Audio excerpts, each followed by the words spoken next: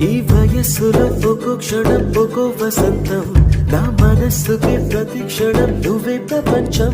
ఓ సముద్రమై అనుక్షణం పొంగే సంతోషం.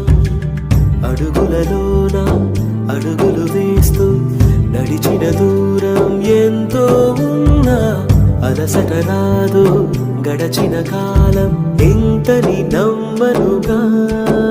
నిజంగా నేనే